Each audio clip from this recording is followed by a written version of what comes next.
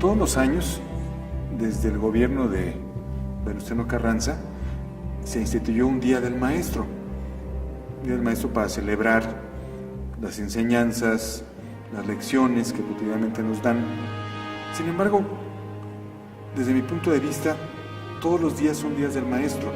El maestro nunca deja de enseñar, por supuesto lo hace a un grupo reducido, y un acontecimiento como este, como Conecta, pues nos ayuda a que esta enseñanza que se da en el aula se prolongue a través de la técnica, a través de los medios masivos de comunicación, pues en una aula mucho más amplia. Y sobre todo que en esos breves minutos que tenemos para exponer, pues también formulamos una especie de poética desde nuestra propia disciplina de lo que debe ser el ejercicio de la libertad. Decía André Gide que la libertad es una sucesión de cárceles, y cuando habla de cárcel, por supuesto, se refiere a esta disciplina y a esta necesidad de dominar nuestro propio objeto de conocimiento. Creo que lo que vamos a ver precisamente en este día son diferentes formas, diferentes cárceles de amor, para utilizar la frase de Diego de San Pedro, a través de las cuales podemos aproximarnos al concepto de libertad. Pienso desde mi propia disciplina, la literatura, en particular la poesía. Decía Luis Cernuda: libertad no conozco sino la de estar preso en alguien cuyo nombre no puedo oír sin escalofrío. Ahí naturalmente se está refiriendo a esta esclavitud del amor, que es la que conduce a la libertad, cuando es el amor auténtico, cuando es el amor que en realidad nos hace crecer. Pues eso es una forma de libertad, y la literatura es esa liberación a través del conocimiento, a través de la palabra. Bueno, ahí está nuestra gran responsabilidad. Yo creo que hay momentos decisivos en la formación de cada quien, donde escuchar a una persona modifica radicalmente el rumbo que pensábamos tomar. A veces cuando uno imparte clase, comienza el curso, avanza, uno tiene la impresión de que el alumno está llevando el curso por obligación, por cumplir con un requisito. Sin embargo, si de ese grupo uno alcanza a tocar a una sola persona, eso basta. Supongo que eso nos ha sucedido a nosotros mismos. Yo quería estudiar pintura, yo quería estudiar arquitectura. Mi vocación principal en la preparatoria se iba por el lado de las artes plásticas, o de la construcción, de la concepción del espacio plásticamente. Sin embargo, cuando yo tuve una profesora en quinto año de preparatoria, Esperanza Meneses, pues modificó radicalmente mi visión. Dije, esto es lo que quiero hacer. Coincidió también que ese segundo año de preparatoria se cumplían los 50 años de la muerte de Ramón López Velarde. Se convocó un concurso de poesía, tuve la fortuna de ganarlo y de recibir como premio el material poético de Carlos Pellicer, hecho por mi maestro Rubén Bonifaz Nuño, cuando era director de la imprenta universitaria, y 2 tomos de las obras completas de Juan Díaz Covarrubias, en edición de mi querida Clementina Díaz y de Obando. Pues esto lo menciono porque uno encuentra de manera inevitable aquello a lo que está destinado. La poesía de Carlos Pellicer, la cercanía de Rubén Bonifaz, pues son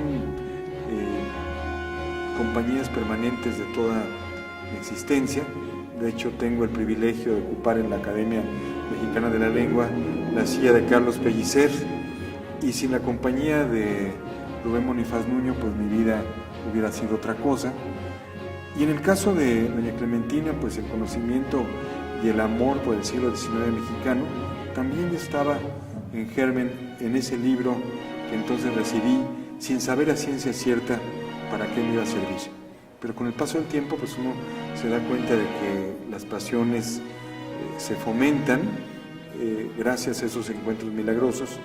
Y como decía el clásico, no me hubieras buscado si antes no me hubieras encontrado.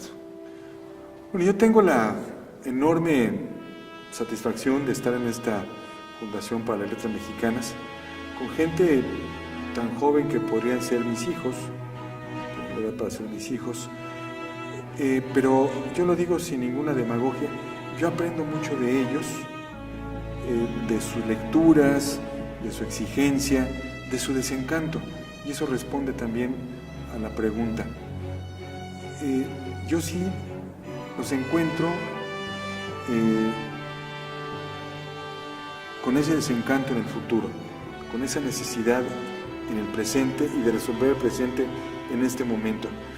Pero también, pues yo tuve la edad que ellos tuvieron y con ellos converso mucho sobre aquella frase de Rubén Bonifaz al principio de su prólogo a la poesía de Catulo, cuando dice: toda juventud es sufrimiento. Una frase que él acuña el año del movimiento estudiantil, cuando él veía cómo se entregaban con esa pasión, con ese convencimiento a la causa de la libertad, precisamente, que es el tema de nuestro coloquio, esta apetencia de libertad que la defendían con lo que fuera.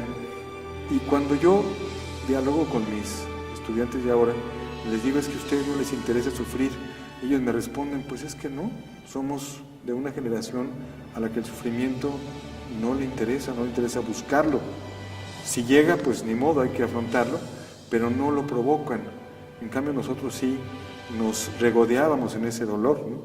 Y en ese sufrimiento, en esa entrega en todos los sentidos, en el amor, en la pasión por la escritura, en la pasión por el ejercicio cotidiano de la libertad. Pues el motor es pensar que la página de mañana va a ser mejor a la que escribimos hoy. O sea, ese es el motor. Uno sabe por instinto hasta dónde puede llegar y también en dónde está parado, pero la obligación de un artista, como decía Cyril Connolly, es crear una obra maestra. Esa obra maestra puede ser una página, puede ser un renglón, pero esa es la obligación, y por eso precisamente el motor es creer que la página que no hemos escrito aún pues responderá a esa exigencia mayúscula. Cuando uno ya sabe a esta edad que nunca va a ser Stevenson, que murió muy joven y sin embargo hizo una obra ejemplar, uno ya sabe que no va a ser Stevenson, pero otro de los motores está en la lección de esos grandes maestros que ellos fueron. Está en Stevenson, está en Cernuda, está en Rimbaud, está en Baudelaire, está en Gilberto Owen, en todos los artistas que de alguna u otra forma lo han formado a uno. Bueno, aunque parezca una contradicción, lo que menos me gusta de mi profesión es escribir, es decir, pero hay que hacerlo. Es una ocupación tiránica y es una ocupación a veces imposible. Aquí hay una historia familiar, en mi caso, muy fuerte, ¿no? En el caso de mi padre pensaba que no se podía vivir sin escribir, entonces por eso para mí y por otras circunstancias escribir es muy doloroso, y sin embargo cuando logro consumar esa victoria sobre mí mismo, pues es una forma de felicidad que no se compara con ninguna otra. Me da mucho gusto que mi universidad haga un encuentro dedicado a la libertad, que parecería ser una palabra ociosa, y sin embargo siempre hay que recordarla. Me parece que en los momentos actuales la libertad está terriblemente amenazada.